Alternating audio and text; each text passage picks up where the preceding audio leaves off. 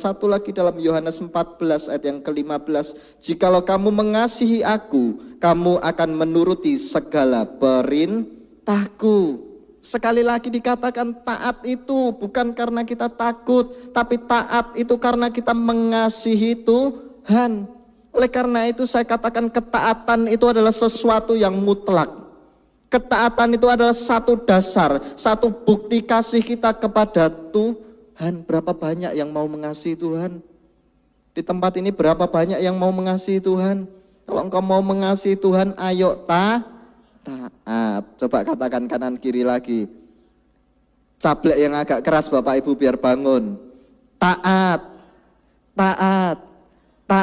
Amin. Taat itu bukti kita mengasihi Tuhan. Hari ini saya mau ajak kita belajar dari satu tokoh yang luar biasa Bapak Ibu. Kita mau belajar tentang ketaatan dari satu murid Yesus yang bernama Simon.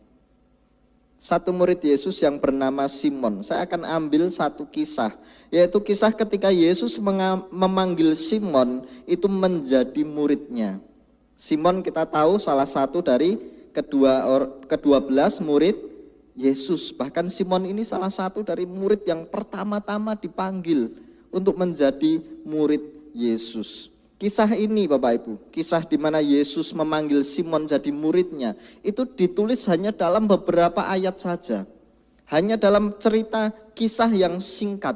Tapi dalam kisah yang singkat ini menggambarkan satu proses perjalanan ketaatan hati Simon yang luar biasa. Dari titik awal dia belajar untuk taat pada hal-hal yang sederhana, sampai di titik ketaatan yang tidak dimiliki oleh setiap orang.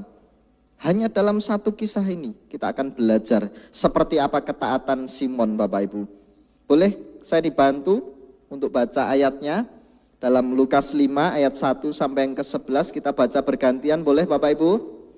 Saya baca ayat yang pertama, kedua Bapak Ibu bersama-sama, ketiga saya dan bergantian seterusnya. Oke, Lukas 5 ayat 1 sampai yang ke-11.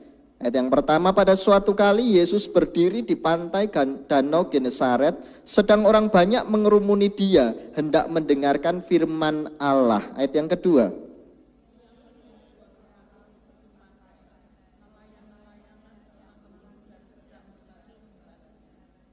Ayat yang ketiga, ia naik ke dalam salah satu perahu itu, yaitu perahu Simon, dan menyuruh dia supaya menolakkan perahunya sedikit jauh dari pantai. Lalu ia duduk dan mengajar orang banyak dari atas perahu. Ayat yang keempat.